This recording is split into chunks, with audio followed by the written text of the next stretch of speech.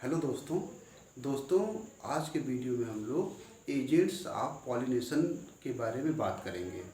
दोस्तों, इसके पहले के वीडियो में आप लोगों ने पॉलिनेशन और उसके टाइप्स के बारे में पढ़ा था, तो पॉलिनेशन पर पहले हम लोग चर्चा करेंगे।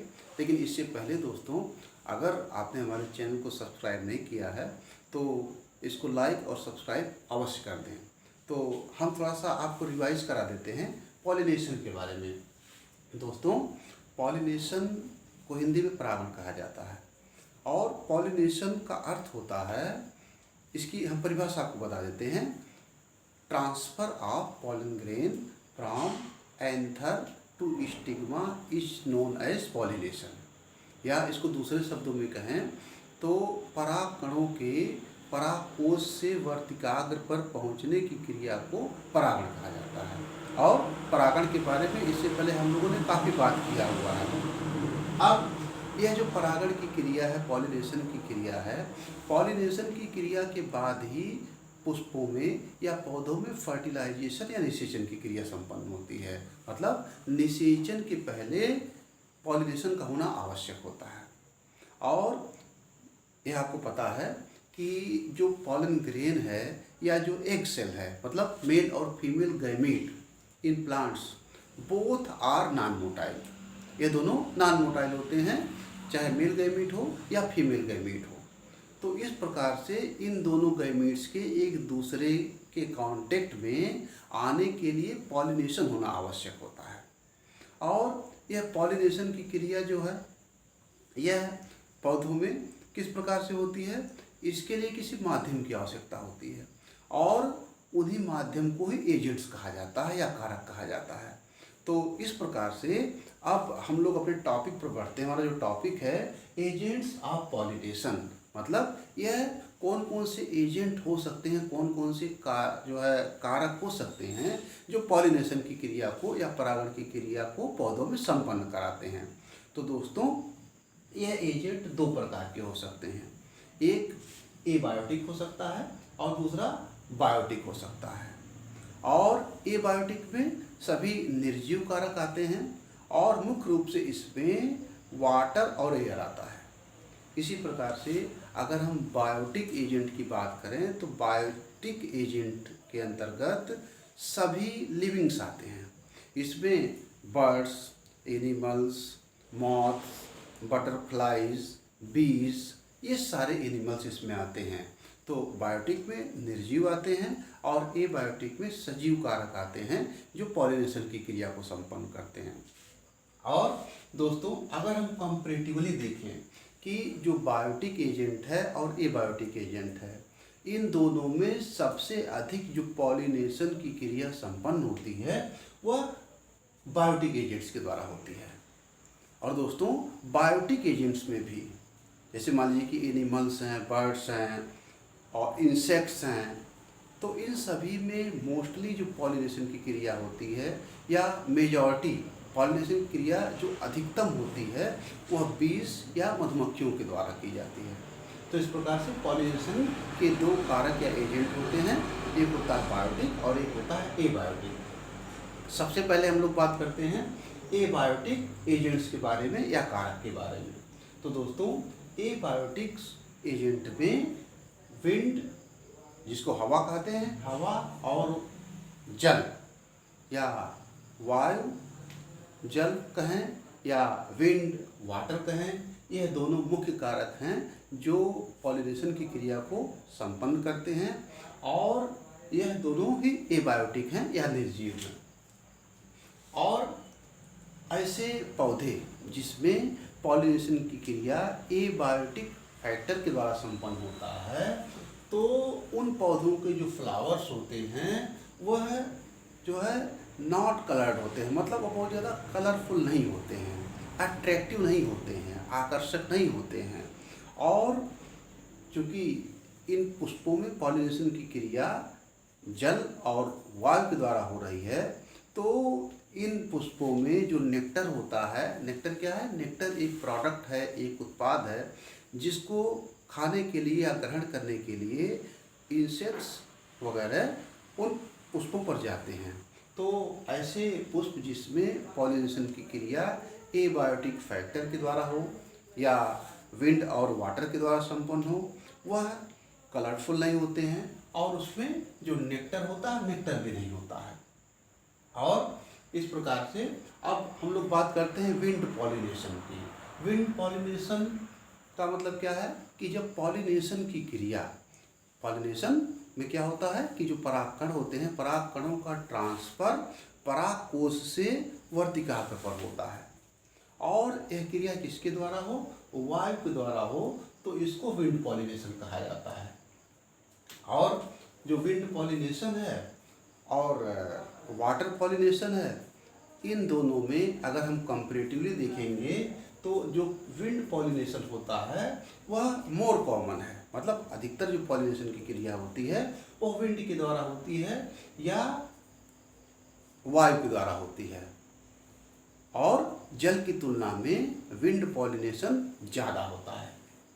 अब दोस्तों, विंड पॉलिनेशन में जो पॉलिन ग्रेन्स होते हैं या ऐसे पौधे जिसमें पॉलिनेशन की क्रिया विंड के द्वारा होती है, उनके जो पॉलिन ग्रेन्स होते हैं वो लाइट होते हैं और नॉन स्टिकी होते हैं। लाइट इसलिए होते हैं, लाइट का मतलब हल्का, बहुत हल्के होते हैं, जो वायु के माध्यम से उड़ करके एक जगह से दूसरे जगह पर ईजिली चले जाएं। इसलिए विंड पॉलिनेटेड फ्लावर्स के जो पॉलिन ग्रेन्स होते हैं वह कैसे होते हैं, हल्के होते हैं और वो चिपचिपे नहीं होते हैं, क्योंकि अगर चिपचिपे होंगे तो कहीं पर भी चिपक सकते हैं या स्टिग्मा पर पहुंचने में उनको जो है दिक्कत होगी, बीच में ही वह रह जाएंगे। तो इसलिए जो विंड पॉलिनेटेड जो पॉलिन ग्रेन्स होते हैं वह हल्के होते हैं और नॉन स्टिकी होते हैं। और दोस्तों, विंड पॉलिनेटेड जो फ्लावर्स होते हैं उनके जो स्टेमन होते हैं, स्टेमन क्या है, स्टेमन को पुंकेसर बोलते हैं और यह जो फ्लावर है, जो पुष्प है, उसका मेल रिप्रोडक्टिव पार्ट का यूनिट या इकाई होता है। तो उनके जो स्टेमन होते हैं वह वेल एक्सपोज्ड होते हैं, खुले हुए होते हैं। इसी प्रकार से जो फ्लावर का फीमेल रिप्रोडक्टिव पार्ट होता है जिसको गाइनोसियम कहा जाता है और उसकी इकाई को कार्पेल या पिस्टिल कहा जाता है, उनके जो स्टिग्मा होते हैं, स्टिग्मा क्या है, स्टिग्मा पिस्टिल का एंटीरियर पार्ट होता है और it is the landing platform for pollen grains, क्योंकि पॉलिन ग्रेन्स वहाँ पर रिसीव किए जाते हैं इसलिए इनको लैंडिंग प्लेटफॉर्म कहा जाता है। तो इनके जो स्टिग्मा होते हैं वह लार्ज होते हैं, बड़े होते हैं और कैसे होते हैं, फेदरी होते हैं। फेदरी का मतलब क्या होता है कि जो पंख नुमा हो, जो क्या करें कि पॉलिन ग्रेन्स को ईजिली ट्रैप कर सकें। इसलिए विंड पॉलिनेटेड फ्लावर्स के जो स्टिग्मा होते हैं वह लार्ज होते हैं, फेदरी होते हैं। और इसका जो एग्जाम्पल है विंड पॉलिनेटेड प्लांट्स का या फ्लावर्स का, मेज और ग्रासेस, जो मक्का होता है और जो घास होता है, इन दोनों पौधों में जो विंड पॉलिनेशन है वह कॉमन है, मतलब पाया जाता है। दोस्तों, अब हम आगे बात करते हैं जो एबायोटिक एजेंट्स हैं उसमें वाटर पॉलिनेशन। वाटर पॉलिनेशन का मतलब क्या है कि जब पॉलिनेशन की क्रिया वाटर के माध्यम से या जल के द्वारा संपन्न हो तो ऐसे पॉलिनेशन को वाटर पॉलिनेशन कहा जाता है। और दोस्तों, जो फ्लोरिक प्लांट्स होते हैं उनमें वाटर पॉलिनेशन रेयर में होता है, बहुत कम होता है। और अगर कहें तो यह जो है मोस्टली मोनोकोटिलिडन्स प्लांट में होता है, एक बीजपत्री पौधों के पुष्पों में होता है। और यह जो है 30 जनरा, सिर्फ 30 जनरे ही ऐसे होते हैं जिसमें पॉलिनेशन की क्रिया वाटर के द्वारा हो फ्लोरिक प्लांट में। और जो कुछ लोअर प्लांट हैं जैसे ब्रायोफाइट्स हैं, टेरिडोफाइट्स हैं, तो इसमें जो वाटर होता है वो बहुत इसेंशियल होता है। और इस ग्रुप के पौधों में बिना वाटर के फर्टिलाइजेशन की क्रिया नहीं होती है, क्योंकि इनके जो गैमेट्स होते हैं उनका मूवमेंट वाटर के माध्यम से होता है। तो इस प्रकार से ब्रायोफाइट्स में, टेरिडोफाइट्स में वाटर पॉलिनेशन होता है और इसीलिए इनका डिस्ट्रीब्यूशन भी लिमिटेड ही होता है। क्यों? क्योंकि वाटर जरूरी है और वाटर अगर नहीं रहेगा तो ब्रायोफाइट्स में और टेरिडोफाइट्स में पॉलिनेशन की क्रिया नहीं हो पाएगी। और इसमें फर्टिलाइजेशन की क्रिया नहीं हो पाएगी। इसीलिए ब्रायोफाइट्स और टेरिडोफाइट्स जो होते हैं इनका डिस्ट्रीब्यूशन नेचर में लिमिटेड होता है, कम होता है। और कुछ वाटर पॉलिनेटेड प्लांट के एग्जाम्पल्स हैं, जैसे वेलिस्नेरिया और हाइड्रिला। ये दोनों ऐसे पौधे हैं जो फ्रेश वाटर प्लांट हैं, और फ्रेश वाटर प्लांट हैं मतलब फ्रेश वाटर में पाए जाते हैं, और इसमें जो पॉलिनेशन की क्रिया होती है वो वाटर के द्वारा होती है। इसी प्रकार से एक पौधा होता है जोस्ट्रा। तो जोस्ट्रा जो पौधा है यह मेराइन प्लांट है, समुद्री जल में पाया जाने वाला पौधा है, और इसमें भी वाटर पॉलिनेशन होता है। दोस्तों इसी और जान लें कि यह कोई ज़रूरी नहीं है कि अगर कोई पौधा जल में पाया जा रहा तो उसमें वाटर पॉलिनेशन हो, उसमें विंड पॉलिनेशन भी हो सकता है, या उसमें जो है एबायोटिक एजेंट्स के द्वारा भी पॉलिनेशन हो सकता है। तो इसके दो एग्जांपल्स यहाँ पर दिए हुए हैं, वाटर हाइसिंथ और वाटर लिली। यह दोनों ऐसे पौधे हैं कि इसमें जो पॉलिनेशन की क्रिया होती है वह इंसेक्ट के द्वारा होती है, और किसके द्वारा होती है, विंड के द्वारा होती है। तो यहाँ पर एक बात और स्पष्ट हो गया कि यह कोई ज़रूरी नहीं है कि कोई पौधा अगर जली है तो उसमें पॉलिनेशन की क्रिया जल के द्वारा, दूसरे माध्यमों से भी हो सकता है। तो दोस्तों इस प्रकार से हमने एबायोटिक एजेंट्स के बारे में पढ़ा। अब हम लोग बात करते हैं बायोटिक एजेंट्स। तो बायोटिक एजेंट्स क्या है कि ऐसे कारक या ऐसे एजेंट जो सजीव हों और उनके द्वारा पॉलिनेशन की क्रिया हो, तो उनको बायोटिक एजेंट्स कहा जाता है। बायोटिक एजेंट्स में इंसेक्ट्स, बीज, बटरफ्लाइज, उसके अलावा बर्ड्स, मॉथ्स, बैट, और भी बहुत सारे एनिमल्स, बहुत सारे लिजर्ड्स जिनके द्वारा पॉलिनेशन की क्रिया संपन्न हो, ये सभी क्या कहलाते हैं, बायोटिक एजेंट कहलाते हैं। और अगर हम कंपैरेटिवली बात करें तो जो बीज होती हैं या जो मधुमक्खियाँ होती हैं, मधुमक्खियों के द्वारा पॉलिनेशन की क्रिया सबसे अधिक होती है। So bees are dominant agents for pollination. और इस प्रकार से जो बीज होती है, जो मधुमक्खियाँ होती हैं, वो मुख्य रूप से बायोटिक एजेंट्स हैं जिनके द्वारा पॉलिनेशन की क्रिया संपन्न होती है। और दोस्तों ऐसे पौधे या ऐसे पुष्प जिसमें पॉलिनेशन की क्रिया बायोटिक एजेंट्स के द्वारा होती है, उनके जो फ्लावर्स होते हैं लार्ज होते हैं, बड़े होते हैं, कलरफुल होते हैं, इसलिए जिससे वह कीट पतंगों को, मधुमक्खियों को, तितलियों को अपनी तरफ अट्रैक्ट करने का काम करें। और वह नेक्टर रिच भी होते हैं। नेक्टर रिच का मतलब होता है कि उसमें जो नेक्टर होता है, जो मकरंद होता है, वो अधिक होता है। और जो बायोटिक एजेंट्स होते हैं, बीज होती हैं, इंसेक्ट्स होते हैं, बर्ड्स होती हैं, यह सभी उन फ्लावर्स पर अपने भोजन के लिए जाते हैं, नेक्टर ग्रहण करने के लिए जाते हैं, और इस प्रकार से जाने अनजाने वो पॉलिनेशन की क्रिया को भी संपन्न कर देते हैं। तो इस प्रकार से पॉलिनेशन की क्रिया बायोटिक एजेंट्स के द्वारा भी होती है, और इसमें बीज में या मधुमक्खियों के द्वारा मैक्सिमम होती है।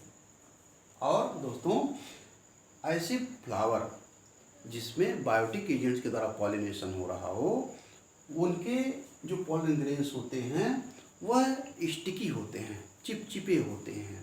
क्यों चिपचिपे होते हैं? क्योंकि कोई भी बर्ड है, कोई भी इंसेक्ट है, फ्लावर के कांटेक्ट में जब आएगा तो पॉलन ग्रेन्स उसके बॉडी पार्ट्स में, फेदर में या अन्य बॉडी ऑर्गन्स में चिपक जाएंगे, और फिर जब वह दूसरे फ्लावर पर जाएगा या दूसरे पौधे के फ्लावर पर जाएगा, पुष्प पर जाएगा, तो पॉलिनेशन की क्रिया वहाँ पर हो जाए। तो बायोटिक एजेंट्स के द्वारा जो पॉलिनेटेड फ्लावर्स होते हैं उनके पॉलन ग्रेन्स स्टिकी होते हैं।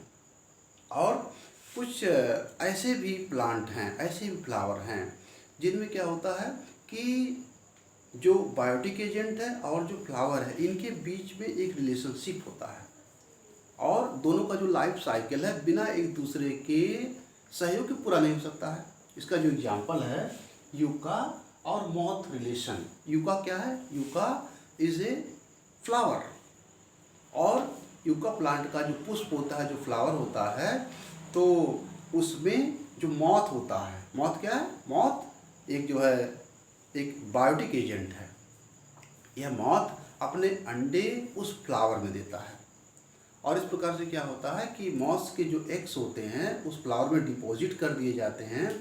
उन एग्स से लार्वा निकलता है, क्योंकि यह जो मॉथ है वो क्या है, एक इंसेक्ट है, और इसके एग के बाद क्या होता है कि उससे लार्वा निकलता है, फिर प्यूपा होता है, फिर एडल्ट बनता है। तो जो मॉथ है, मॉथ एक इंसेक्ट है और यूका एक फ्लावर है, और ये जो मॉथ होता है वो इस फ्लावर में अपने एग को देता है। और इस प्रकार से क्या होता है कि जब इसके लार्वा वहाँ से उस एग से निकलते हैं तो पॉलन ग्रेन्स उसमें उनके बॉडी में लग जाता है, और इस प्रकार से पॉलिनेशन की क्रिया होती है। वो जब एडल्ट होता है तो उन परागकणों को एक जगह से दूसरे जगहों पर ले जाता है। तो इस प्रकार से ये जो यूका और मॉथ का जो रिलेशनशिप होता है एक सिम्बियोटिक रिलेशनशिप है। सिम्बियोटिक रिलेशनशिप मीन्स इसमें दोनों का फायदा होता है। क्या फायदा होता है? मॉथ को एग देने के लिए, डिपॉजिट करने के लिए फ्लावर मिलता है, उस फ्लावर में यूका फ्लावर में एग को देता है, और यूका का क्या होता है, उसका पॉलिनेशन होता है। तो इस प्रकार से यह यूका और मॉथ का रिलेशनशिप होता है। तो इस प्रकार से बायोटिक एजेंट्स के द्वारा पॉलिनेशन की क्रिया होती है। तो दोस्तों, आज के वीडियो में हम लोगों ने पॉलिनेशन के एजेंट्स के बारे में स्टडी किया, अध्ययन किया। दोस्तों, इस वीडियो को अधिक से अधिक लाइक करें, सब्सक्राइब करें और शेयर करें।